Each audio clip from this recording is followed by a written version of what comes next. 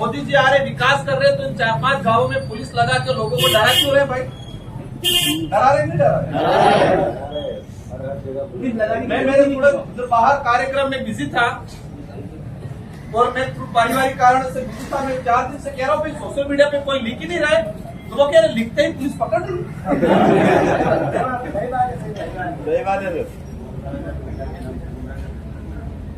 क्या कह रहे, पुलिस पकड़ रही है? क्यों पकड़ रही? लोकतंत्र है भाई। मोदी जी अच्छा काम करेंगे कहेंगे आप, हम खुल के कहेंगे आप अच्छा काम कर रहे हो, लेकिन ये काम क्या कर रहे हो आप? ये आदिवासियों का गला घोट रहे हो। एनपीसीएल के अधिकारी प्रेस कॉन्फ्रेंस करेंगे, हमारे बाजार वाले भाई पास खुश हो रहे, उनको लग रहा होगा आदिवासी विस्थापित होकर अपन रह गए।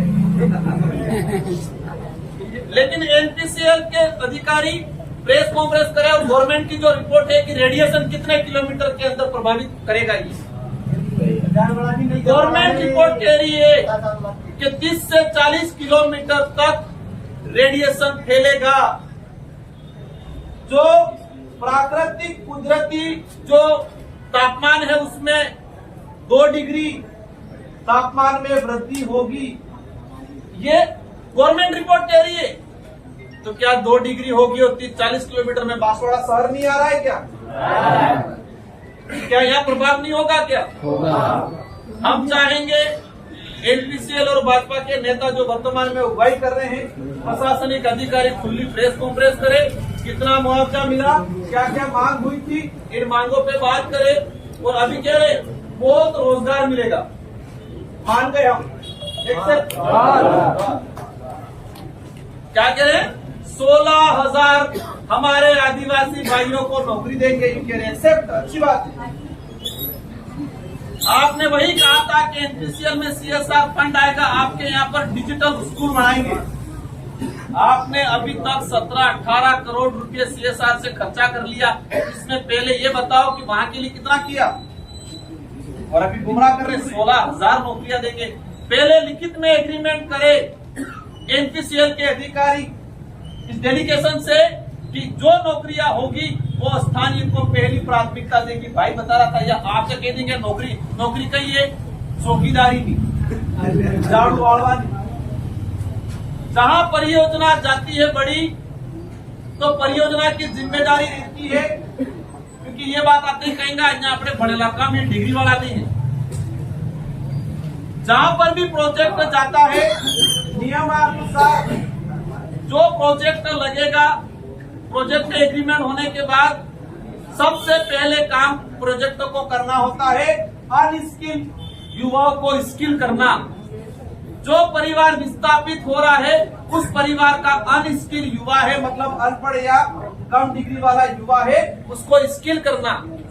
तो 2013 से आपने जमीन ले ली, अब तक आपने 4-5 ग्राम पंचायत के कितने युवाओं को ट्रेनिंग दे के स्किल किया? कितने लोगों को आईटीआई करवाई आपने? ये कंपनी का इसका फर्ज रहता है गाइडलाइन में, लेकिन नहीं करवाया आज तक। तो ये विभिन्न मांगे हैं, इन मांगों को लेके मेरी इच्छा थी कि मैं बाद में बोलूं, क्योंकि हो सकता है अगर आज सहमति जो मुद्दे हैं, ये महिलाएं जिनका मुकदमा लगा है जेल जाके आई, और आप कह रहे मोदी जी आ रहे आप स्वागत करो, जेल में रह के आए और कह रहे स्वागत करो। ऐसे स्वागत करेंगे? मकान नहीं बने इनके, मुआवजा नहीं मिला है, रोजगार के लिए कोई स्पष्ट गाइडलाइन नहीं दिए, कैसे करेंगे समझौता, कैसे करेंगे स्वागत? आप लट पे पुलिस की जब बात आती है, मैं कई बार कहता हूं, आपने बाप दादा कहता हूं, कहता आजादी पे आपने आजाद नहीं किया, तो आजाद नहीं करके आजादी पहले हमको काला कानून कहता, क्या कहते? काला कानून। तो काला कानून किसको कहते थे? जो राजा कहे वो सैनिक और सेनापति माने, और वही यस यस यस मैन आगे होता है। तो तब राजा कहता था सेनापति को ये दिन नहीं रात है, तो सेनापति क्या कहता? यस सर, ये दिन नहीं रात है। फिर सेनापति कहता सेना को, सावधान, ये दिन नहीं रात है, सारी सेना यस सर, ये दिन नहीं पे चल रहा है। ऊपर वाला अधिकारियों ने कह दिया कि तुम सारे थानेदारों की जिम्मेदारी है कि तुमको इनको रोकना है, तुम्हारी खेल नहीं। Yes sir. जो करते इनका भी दोष नहीं है, फिर अच्छी पोस्टिंग नहीं मिलेगी। मैंने कहा है जो अंग्रेजी शासन काल में भी उसी राजा को या उसी जागीरदार को जागीरी मिलती थी। क्या मिलता था? जागीरी। जागीरी किसको मिलती थी? जो शानदार दलाली करता। वही आज आजाद भारत में हो रहा है। वो हमारे लिए घातक है, क्योंकि पुलिस के अंदर भी अपने ही भाई है। वो भी इस देश का मूल नागरिक है, लेकिन व्यवस्था ऐसी बढ़ गई है, जो ईमानदार होगा, जो सच्चा होगा, सही को सही और गलत को गलत कहेगा, ऐसे अधिकारियों को का खोपचे में डाल के रखते नहीं रखते हैं। तो जो खोपचे में डाल पड़ा हुआ वो भी विचार करता है, यार मैं भी थोड़ी दलाली करूं, मैं भी यस सर करूं, मैं भी दिन को रात दे दूं। ये देश की व्यवस्था बनाई है, इसको हम सबको मिलकर उखाड़ना है। जो सही है,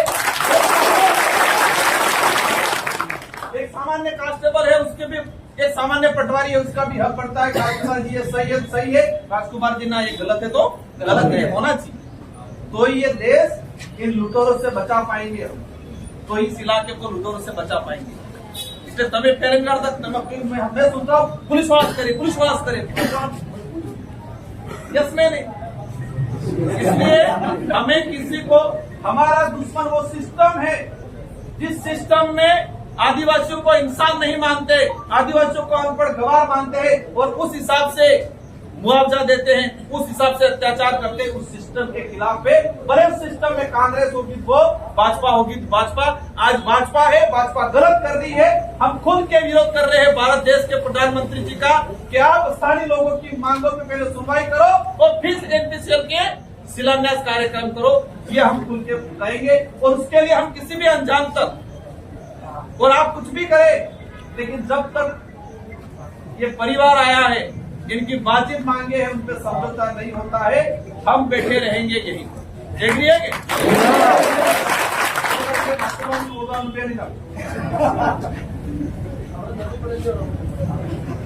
इसलिए आराम से बैठना है।